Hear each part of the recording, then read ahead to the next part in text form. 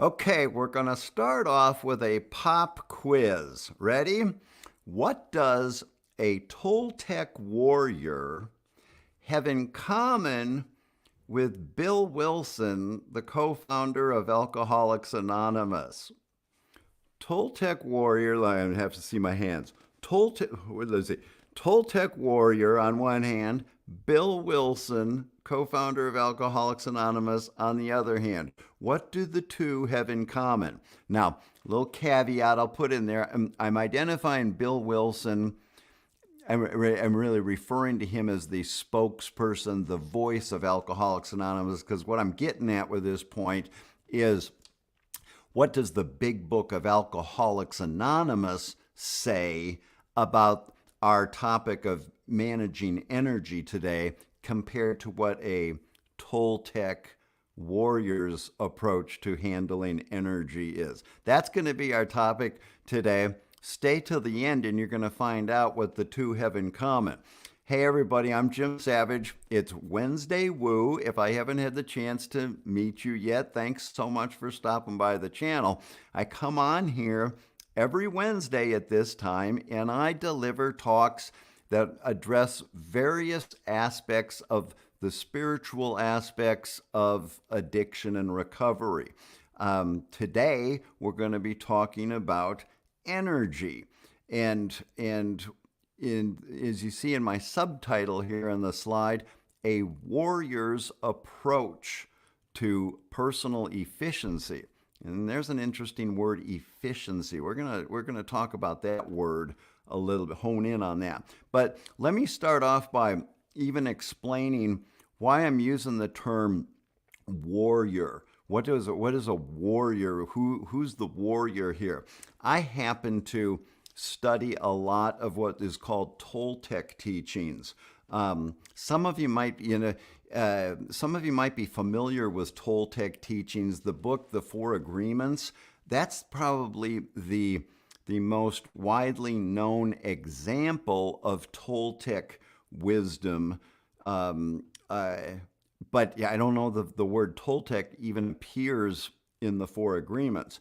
The Toltecs were a culture, central Mexico, like pre-Aztec, and the definition of the word Toltec translates to artist or artisan, and it's sort of neat just in identifying that aspect of the Toltecs.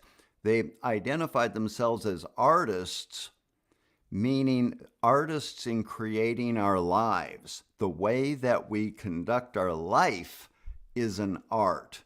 I used to run, some of you might be familiar with it, in Dallas. We had the monthly meeting we called Artists in Recovery, or Artist Recovery Meeting. And that was a recovery meeting where we ran it like a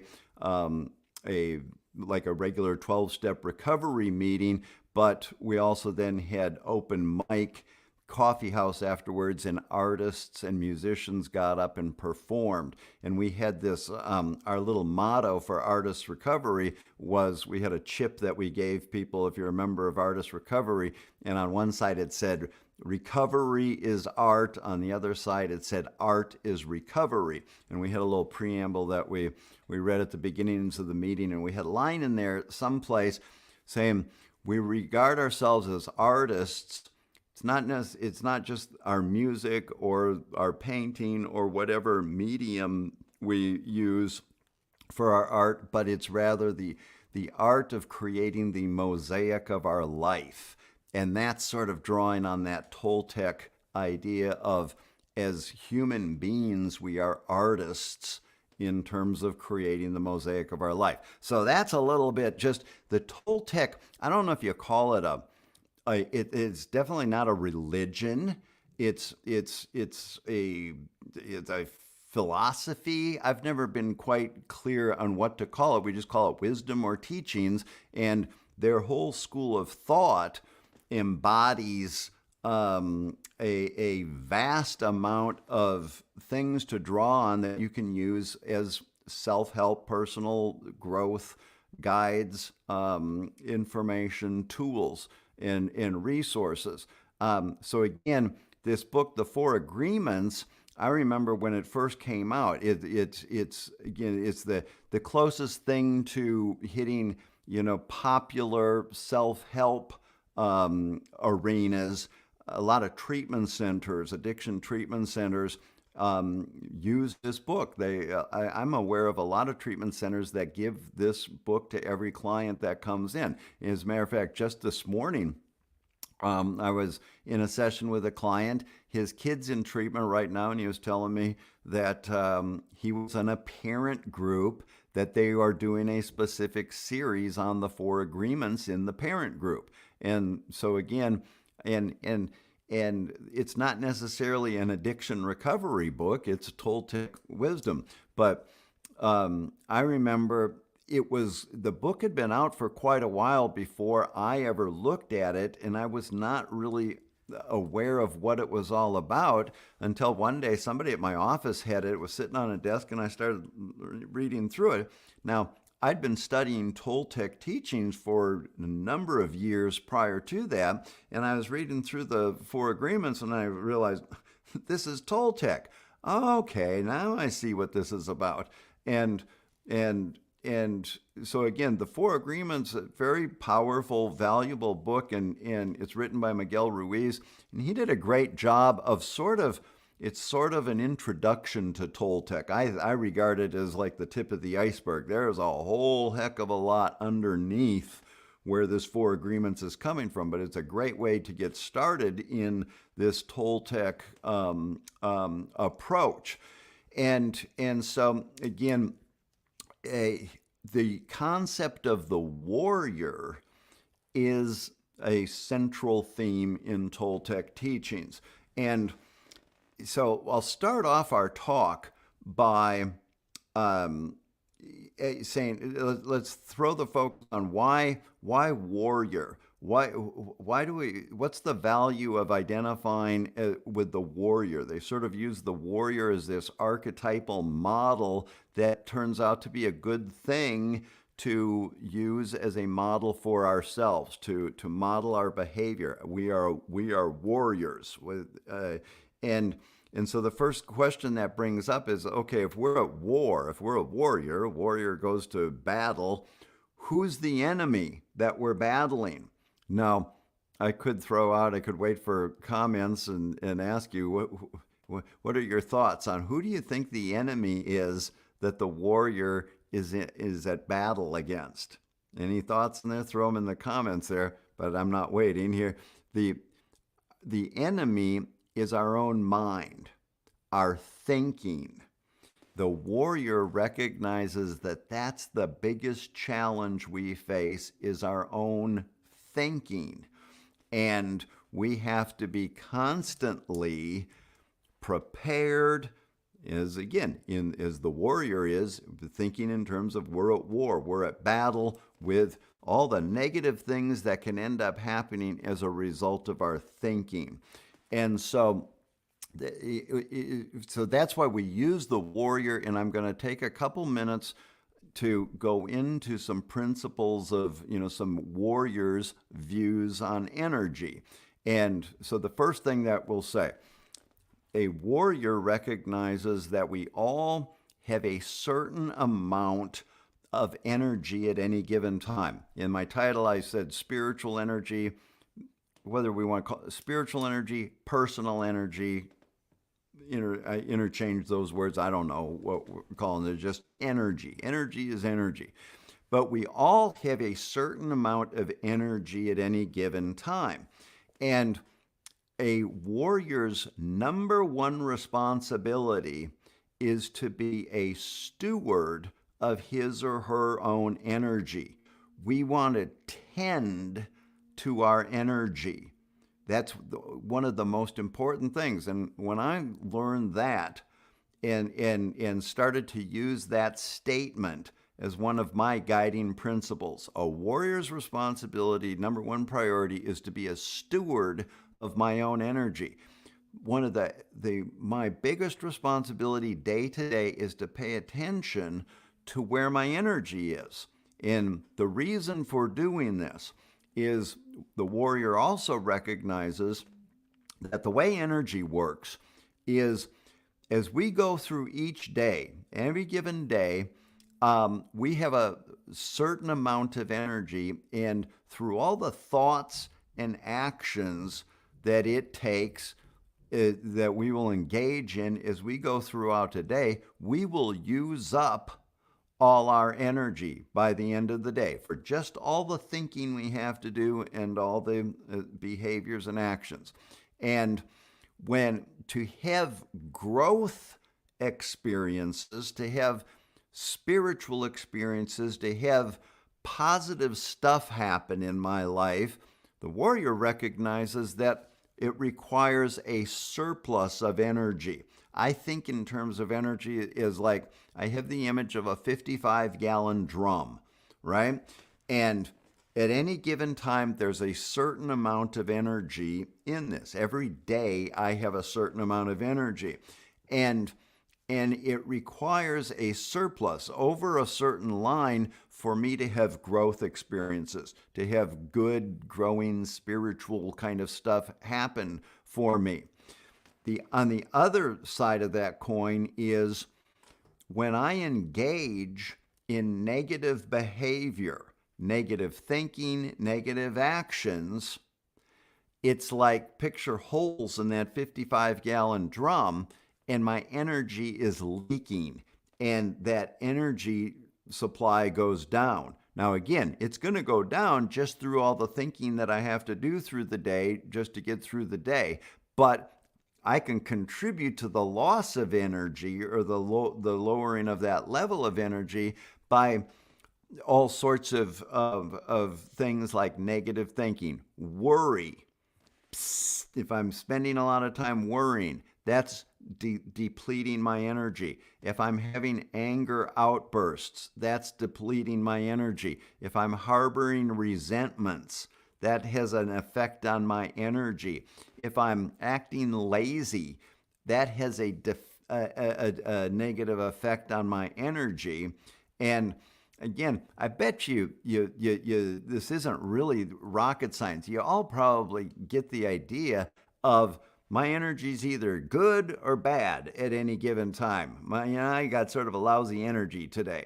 And there are things that we can do to affect our energy, to add to our energy. When I do positive things, like, extreme examples, meditating, doing spiritually feeding things, but it doesn't have to be anything that involved. I was talking with my friends last week. My wife was out of town, and we've got workers here at the house. And my wife said before she left, could you keep the house clean? And then we got people in and out of the house.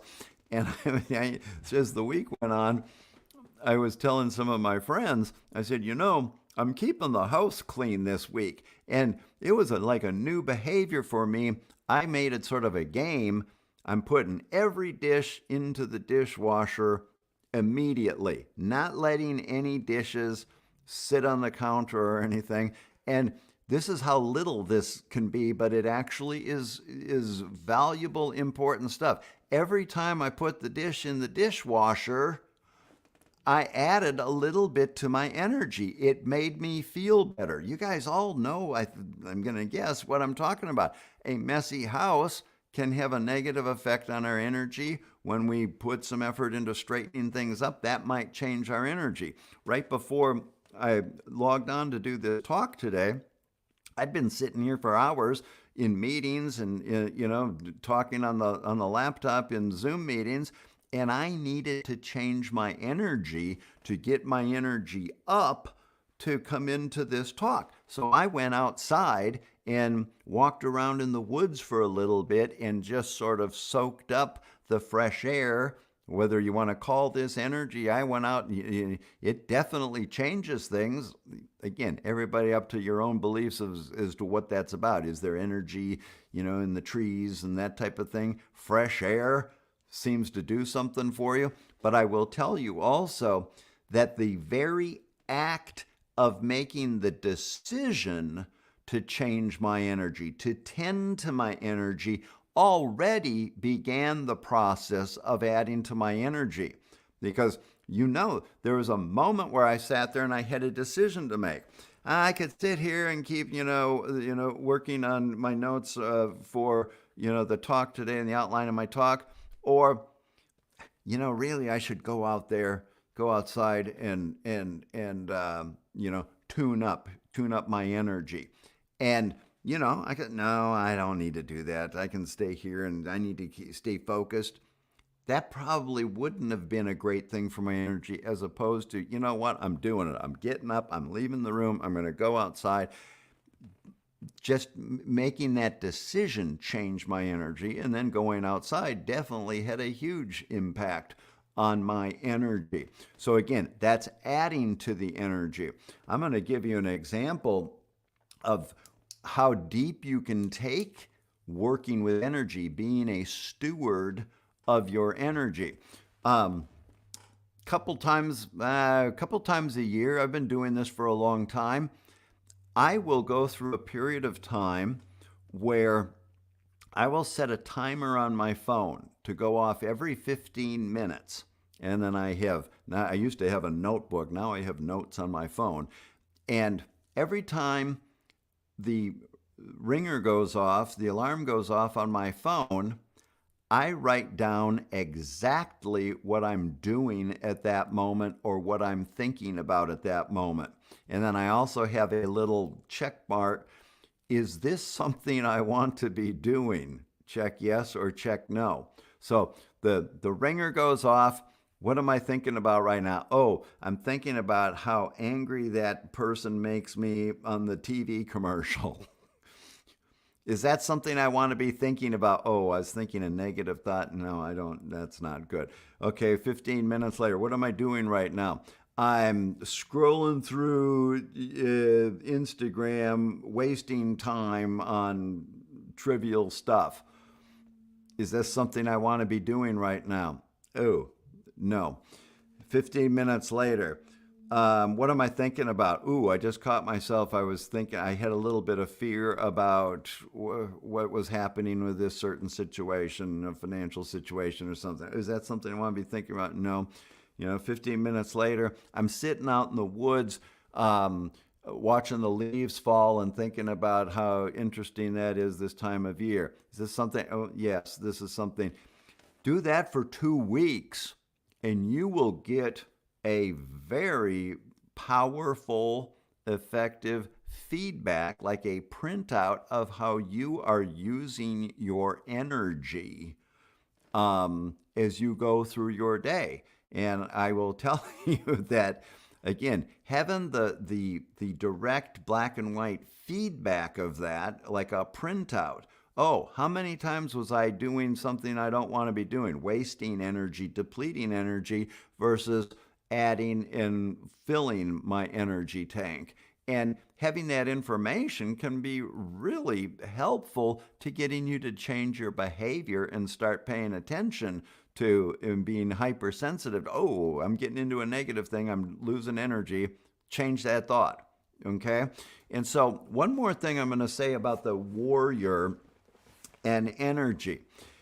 And when we say that the warrior recognizes that the enemy is our thinking, and a warrior recognizes in any given situation, the warrior's approach to handling situations as they arise is to observe and respond. And the important point there is no thinking in between. Observe, respond. And I shouldn't really say thinking, because really what we're getting at is making a judgment. No judging in between. I observe what just happened and I respond. If I spend time thinking about what just happened, which leads me into judging, do I think that was right or do I think that was wrong, etc.? What are my opinions about this? That's where we get into danger. And so what I mean by that, think about this. In one of my Toltec readings once, there was a guy who put forth I don't know if everybody agrees with this, but it makes sense to me, and it's an interesting thought to consider. He suggested that there's two natural emotions, joy and grief. And he backed that up, or to illustrate what he meant by that, he said, with joy, you don't have to think about joy or think about something to experience joy or grief. They come naturally. So, for example, when you see new life, you look at the infant. I just got a picture today. My sister has a new grandchild, like yesterday. I'm a curmudgeon. I'm not really that into babies and stuff, but I will admit, when I look at the picture of the baby, I can't help but get a little bit of a smile on my face, or I have sort of a warm fascination. Oh, isn't that special? Or whether it's the human infant, or when we see pictures of, the birds feeding their little babies, I can't help, again, curmudgeon me, I can't help but, feel a little, some warm fuzzy thing, right? That's that natural emotion. Same thing with death. When we experience death, we automatically feel grief. When we see, the birth can be the calf, the cow, or the foal, the horse having a baby out in the field, and you say, oh, isn't that a beautiful thing? And we sort of, oh, isn't that neat? And then, or if we see the old horse lay down and take its last breath, we feel, oh, the grief, that's the end of life. That's a letting go. That's a loss. And it comes naturally to feel that grief. To the contrary, you'll suggest, try to make yourself angry. What makes you naturally angry? Point being, to become angry, you usually have to think about something, and you make a judgment. Something happens, and then you think to yourself, that's not right. It should be this way, and that's where the anger comes from. Or jealousy. To feel jealous, you have to think about something. So again, I'm not an expert on that. There's some psychologists that probably have more informed points of view on that. Something I read once, I take a lot of stock in that.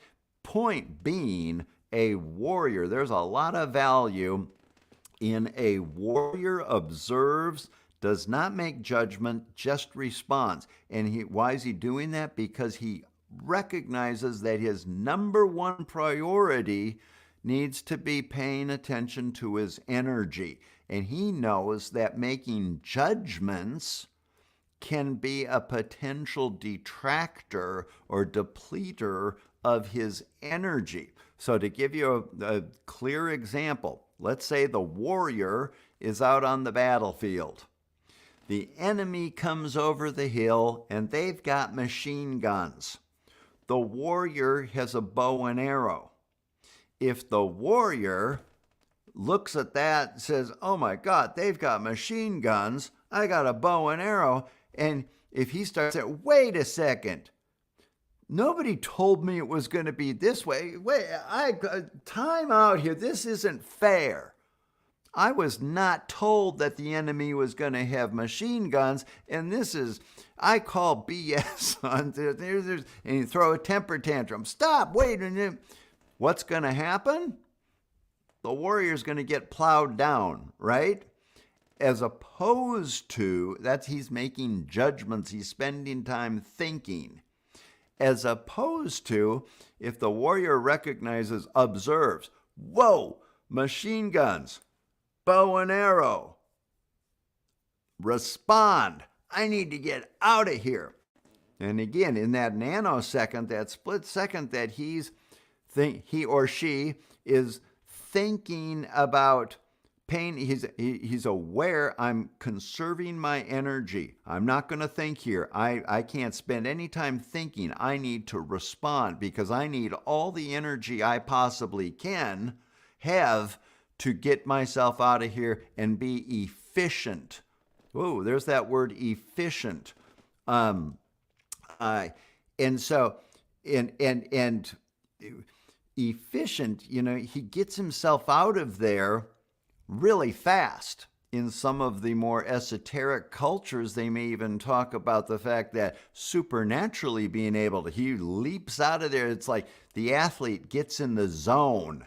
That's being efficient. Like, man, it happened effortlessly. I flew out of there and I got to that rock over on the side of the field and was able to hide behind that rock in like no time at all.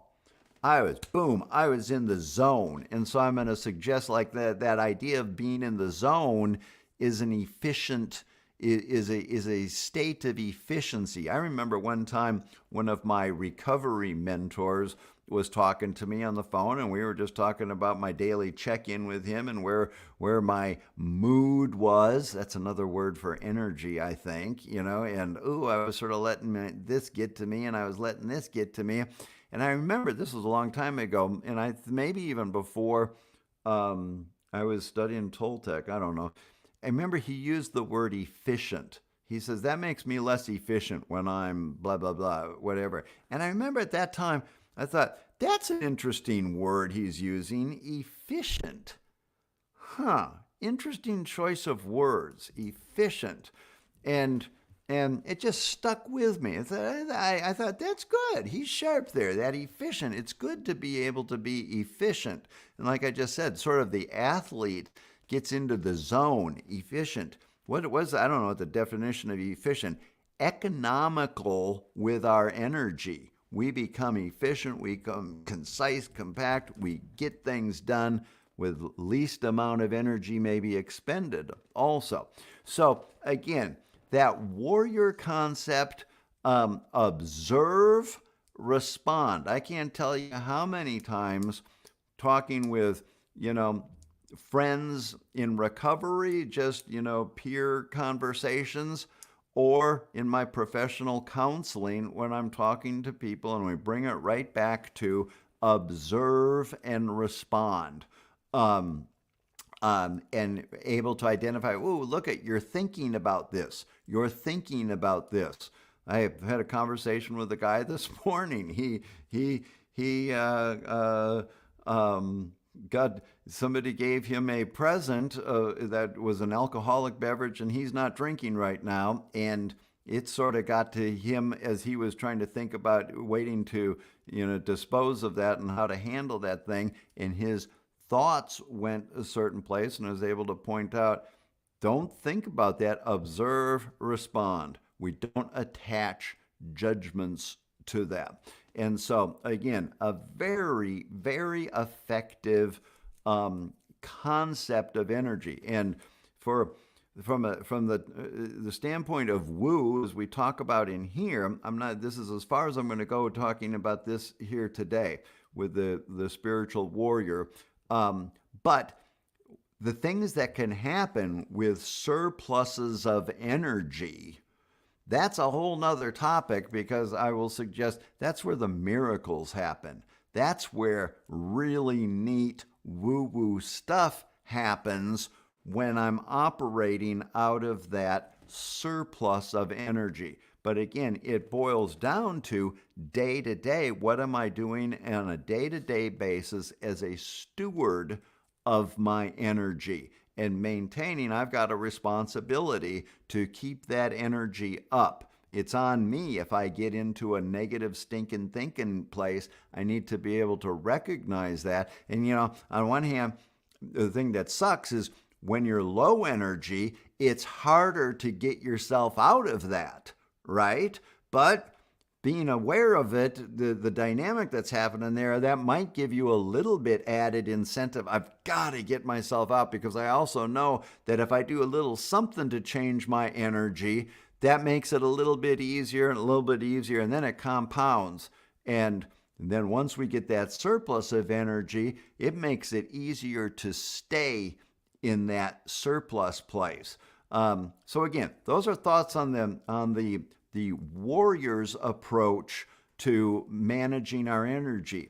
I'm going to totally shift gears right now. As I mentioned at the beginning, we're going to talk about what does Alcoholics Anonymous say in the big book about energy. And so we're going to open up the big book here. Now, a lot of you watching this may not be in recovery. You may be in recovery, but you're not AA people. A lot of you have no idea what AA is or have never seen the big book of Alcoholics Anonymous. I'll just, or you see me pull this up, some people, oh, here he goes with that AA stuff. I'm just going to suggest that if we can get past that, all the negative stereotypes of AA or the objections that some people have to AA, I'm just going to say that as a educational tool, as a piece of literature, the Alcoholics Anonymous book, to me, is one of the most profound texts there are. It's up there with other philosophical, wisdom teachings like the Toltecs. There's really good stuff in the AA. They call it the Big Book. That's the text of the AA program. It was written in 1939, and it's sort of flowery, archaic language, and that can make it sort of difficult for some people to really relate to. But if you parse through that and get to that, which we're going to do here in a second, you'll see that there's really some pretty good stuff in here. And so one particular passage, I have written here, page 86 to 88. That's sort of a common thing for people that work the AA program. It's a common passage in the book. Sometimes there'll be assignments. I want you to read page 86 to 88 every day for a week or a month or something like that. Or some people read it all the time because it's this particular passage that gives sort of directions, guidance for how we go through a 24-hour period in terms of, paying attention to our mental state and things like that. So 86 to 88, common passage we read a lot. And I'm going to open up the book here, and we're going to go through this and see what kind of interesting things we come up with here. So have my little PDF open, and I think you can see it on the screen. I'll make it a little bit bigger for you there. And so you'll see here, this is page 86 of the big book. And actually, this passage sort of starts at night, when we retire at night, or it says up here, when we retire at night. It's taken, again, it's the next couple pages are going to take us through a 24-hour period. When we retire at night, there's some things that it suggests that we do on a regular basis. At the end of the day, we take a little inventory. How'd the day go? Was I resentful, selfish, dishonest, or afraid? Do I owe anybody apologies? Have I kept something to myself that should be discussed with another person at once? Those are good things to do for paying attention to our mental energy, right? But we're going to go down here to where it says on awakening. Let us think about the 24 hours ahead. We consider our plans for the day. Before we begin, we ask God to direct our thinking. Now, right there, you'll find, excuse me, I preemptively apologize. I'm always wanting to be on the preemptively. I'm aware of people having trouble with the spiritual, the religious aspect of AA. It's one of the biggest objections people will pose. I don't like that AA stuff because it's about God and it's a spiritual thing. And I'm always wanting to sort of, like I say, apologize, defend that stuff, and try to grab you and say, you know what, if you can get past that, if you are strict atheist or whatever, it doesn't make any difference. If you can look past this, whenever they use the word God and stuff, there's so much good stuff that you don't have to worry about the God stuff. So right there, when it says we ask God to direct our thinking. So a lot of people don't have any problem with a religious, spiritual aspect of, personal growth. I suggest, some people have a clear belief in God, and they pray every morning to a God of their understanding, and they don't have any problem with that at all. Some people might have different, wider interpretations of what God is. We ask God to direct our thinking, and maybe there's some sort of universal thing, or aligning myself with the universe, something like that. Again, I will say to the person who doesn't want to be, bothered with any talk of religion or spirituality or supernatural woo-woo stuff, I'll just say, okay, take the word God out. Before we begin, we direct our thinking, especially ask that it be divorced from self-pity, dishonest, or self-seeking motives. That's the important part. It's not about whether we're going to rely on a God. I'm going to suggest that for a lot of people, the idea of taking an action in the morning, just doing something instead of turning on the news and vegging watching the TV. If I'm going to stop and I need to pay attention to my mental energy. I'm going to ask for help from the universe or God, or I'm going to do it myself. That's fine. If you say, I need to not be in self-pity, dishonest, or self-seeking motives today. That's the first thing, because I'm going to recognize that's going to have a negative effect on my energy probably. And when I do this in the morning, I go through this. I think to myself, I do a little prayer and I ask that my thinking, be divorced from self-pity. Is there any place that I'm getting into I'm be in danger of self-pity today? That's good, honest self-examination. And doing that, being responsible about tending to that, adds to my energy when I'm doing that. Carry it out to, am I being dishonest about anything? Am I engaging in any kind of self-seeking motives? So right off the bat there, first thing that they suggest that we do on a daily basis is get up in the morning and tend to our energy, tend to thinking. What's my thinking? Am I walking around consumed in self-pity or self-seeking motives?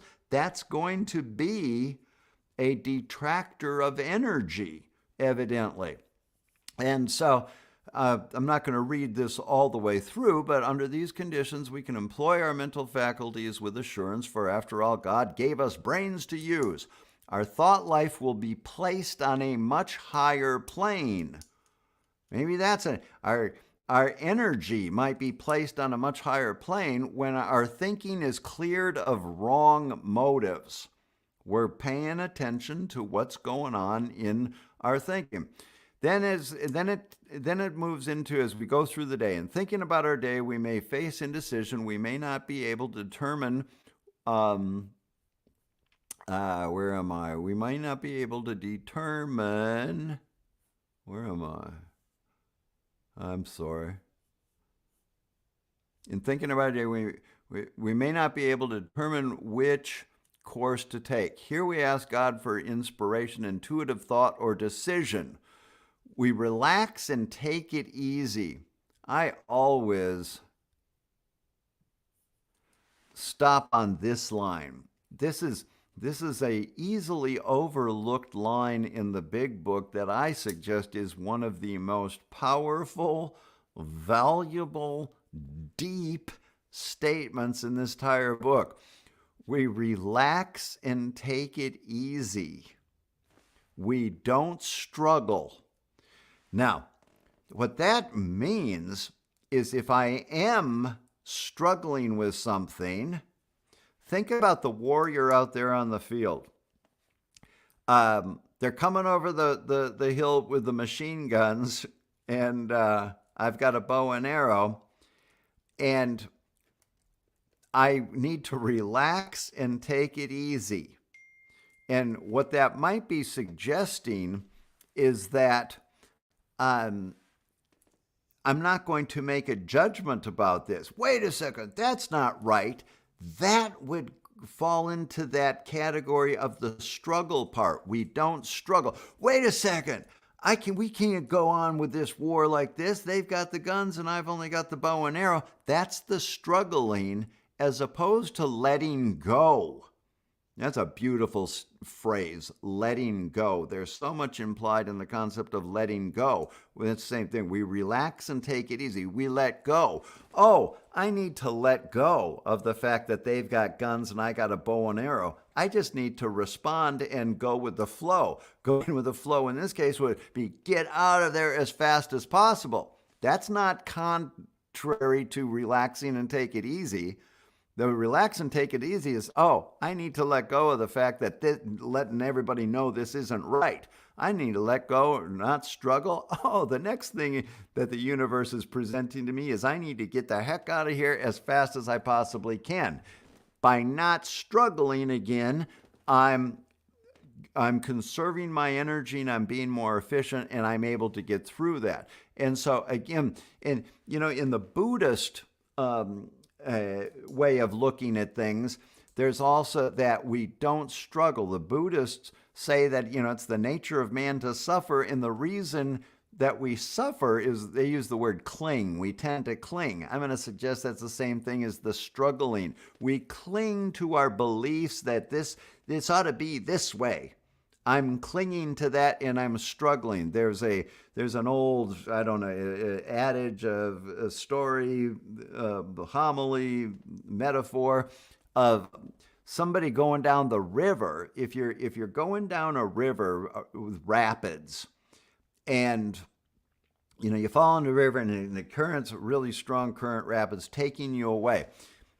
And you're scared and you're grasping at anything to save yourself. And so you grab a branch that's sticking out from the edge of the stream and you hang on to that, cling to that. The current's going to pummel you and you're going to get pummeled and thrown against the rocks. Even though you're hanging on, you're going to bam, bam, bam, bam. As opposed to if you let go, you will go with the stream and actually avoid the rocks, because the current will take you. And that's sort of, a Buddhist type of thing. We relax, we take it easy, we don't struggle. That's what they say in the big book. The warrior observes, responds, doesn't make judgments. The judging is a form of that clinging or not letting go. Okay, just observing it, responding is letting go and taking it easy. And so then they go on to say here, I need to move this a little bit. We don't struggle. Oh, let's see. Can you see that? We don't struggle. We're often surprised how the right answers come after we've tried this for a while. What used to be a hunch or the occasional inspiration gradually becomes a working part of the mind. Still being inexperienced and having just made conscious contact with God, it's not probable that we're going to be inspired at all times. We might pay for this presumption in all sorts of absurd actions and ideas. Nevertheless, we will find that our thinking will, as time passes, be more and more on the plane of inspiration. We come to rely on it. And so that's the first suggestion in here. Again, asking for the intuitive thought, asking for the hunch. That's a topic for a different talk in here. It's what I do in my meditation classes, in learning to develop our intuitive thinking. But again, we're going to put ourselves in a place of being better able to access. And that's when I said that woo-woo part about having a surplus of energy. That's when the magic starts happening. Oh, I just had this thought, or this happened, and things just start we go into the flow, like going with the current, and all of a sudden, coincidences happen. Things seem to be going well, whether that's I got the thought to do this. That's where I'm looking at the word here where it says we're not going to be inspired at all time. That word inspired here. That's, getting our thoughts from a more magical place. Inspired. It's maybe a spirit is providing the thought. That's, again, what we're sort of looking for, learning how to do in meditation. And then it gets into We conclude our period of meditation with a prayer that we be shown throughout the day what our next step is to be, that we be given whatever we need to take care of such problems. It goes on, it has some comments about how to, different spiritual practices, and it's sort of saying, whatever, to each his own, whatever works for you. And it says some stuff about, how you might want to go about your prayer life and things like that. And so I'm not going to pay a lot of attention to this. I'm going to skip ahead. This is the money paragraph here. It says, as we go through the day, we pause when agitated or doubtful, and we ask for the right thought or action. So I'll suggest to you, how many of you, perhaps, think about the last time you were agitated or doubtful. How long ago was that you were agitated or doubtful? Did you practice something like this? Did you pause and ask for the right thought or action? Again, there's a lot of value in that statement. Recognize, okay, things are sort of getting haywire here. I need to stop and take a second to take a look at what's going on. If, again, we got a spiritual basis, we might, say a little prayer or ask the universe for some guidance. Help me step into the flow of the universe here in this situation. Then this is the money sentence here. We are constantly reminding ourselves, we constantly remind ourselves that we are no longer running the show, humbly saying to ourselves many times each day, thy will be done. Now again, that's a little religious sounding. It's sort of that flowery, archaic, language of the big book. And again, I will preemptively apologize, defend for that. You don't have to have the religious belief where it's saying, thy will be done. Humbly saying to ourselves many times each day, thy will be done. I'll suggest, if you don't have a religious belief, I think in terms of the universe. I used to have a teacher who used to say, the universe is on schedule. And that's powerful to me in terms of helping me define my spiritual belief system. There is I believe there's a divine intelligence or something of the universe, and there's a flow, and am I with it or am I against it? If I get a flat tire on the freeway, am I able to say, oh, I'm going to evidently this is part of the universe's schedule today, and I'm either with it or, wait a second, this is the worst, this is scary, and this could be, this is the absolute worst. That would be the struggling. Or I'm going to say, thy will be done. Oh, evidently there's some reason I was supposed to get the flat tire here. Oh, I'm supposed to learn how to, calm down and change a tire, or something like that. So we humbly say to ourselves many times each day, thy will be done. We remind ourselves, I'm not running the show here. That's a valuable warrior approach to energy. When I say, it's not all me. That adds to my energy right there. But look at this fascinating section that it goes into. This is like a syllogism. I don't even know what syllogism means. I think this is a syllogism. It goes into this couple of statements that lead to a conclusion here. Because by saying, thy will be done, it then says we are then in much less danger of excitement, fear, anger, worry, self-pity, or foolish decisions. It says, by saying, thy will be done, that's going to lead me to being in less danger of excitement, fear, anger, worry, self-pity, or foolish decisions. Evidently, when they say danger of those things, evidently there's something dangerous about those, something negative, something I want to avoid. I want to avoid excitement, fear, anger, worry, self-pity, or foolish decisions. They must, it's going to be a good thing if I'm not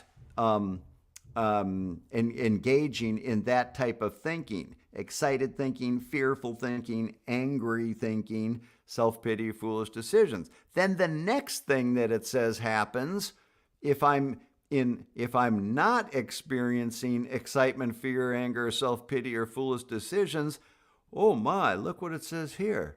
We become more efficient.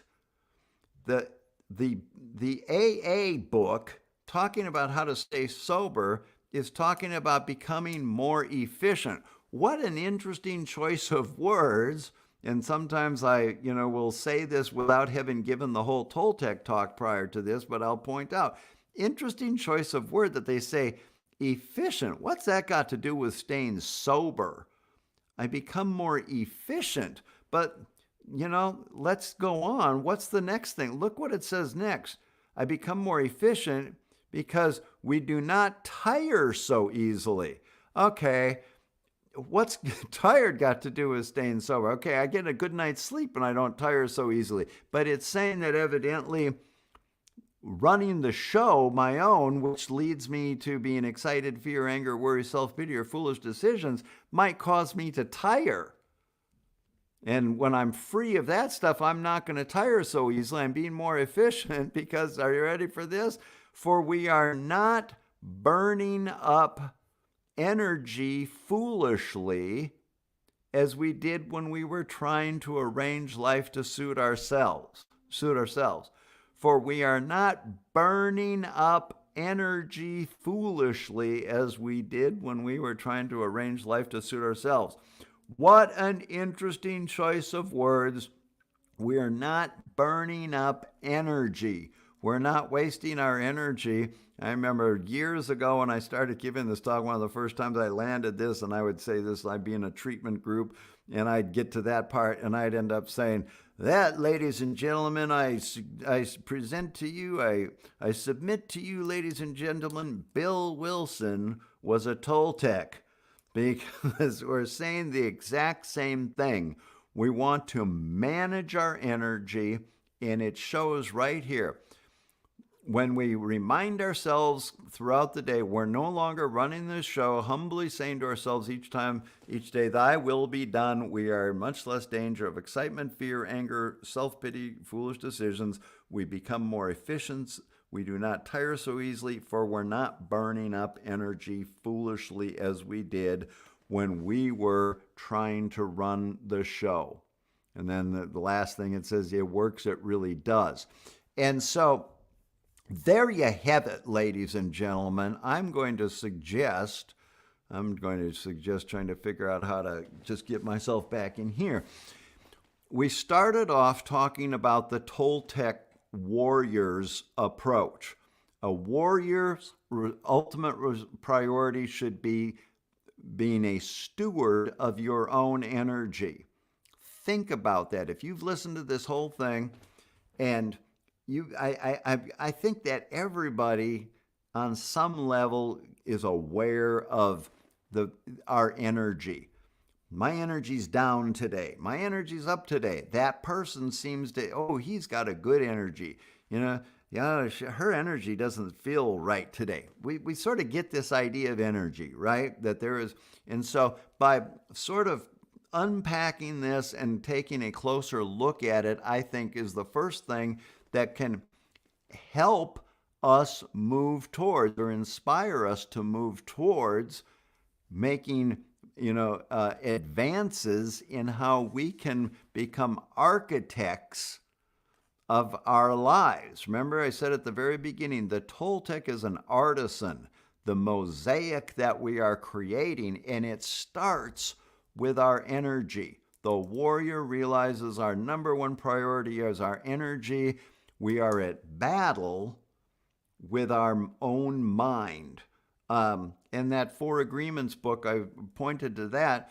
You can, get a copy of that and read that. You got to read it a lot of times for it to be able to sink in, but those are perfect examples.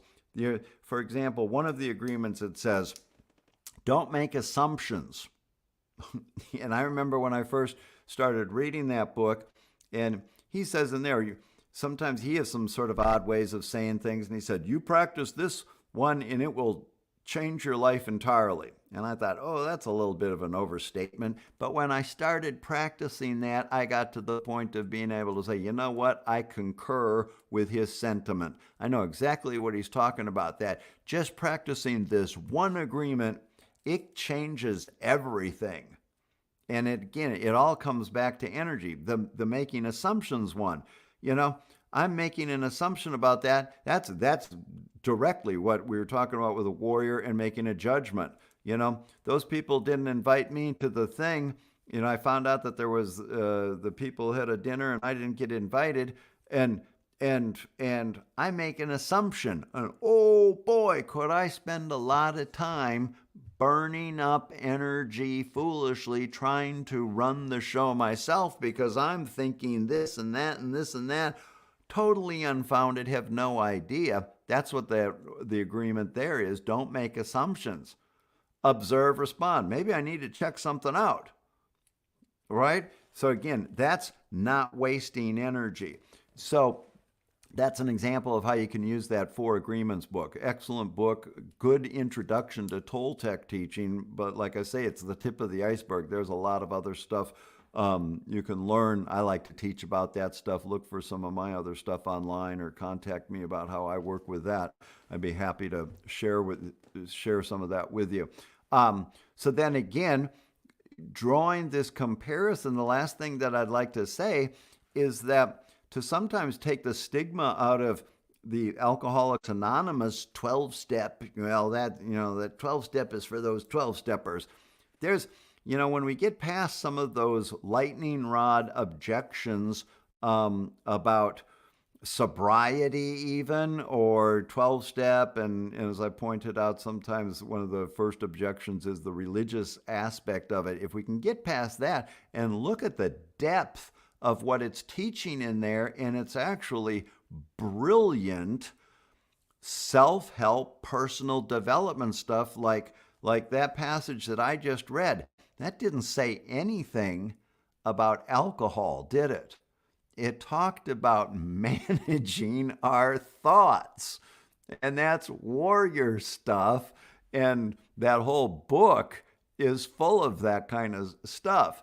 Sometimes they'll say it's not a drinking problem, it's a thinking problem. Get the alcohol out of the way, and I still have to learn how to tend to all this kind of stuff, and that's what the people that are working 12-step programs are doing. We continue to manage our thinking stuff. So with that, I'm going to sign off, giving you the encouragement to go out there and become a warrior, a spiritual warrior. All sorts of, the sky's the limit as far as what is available to you that you can access, all through starting with managing your own personal energy. So with that, I will say goodbye. Look forward to seeing you next week. See ya.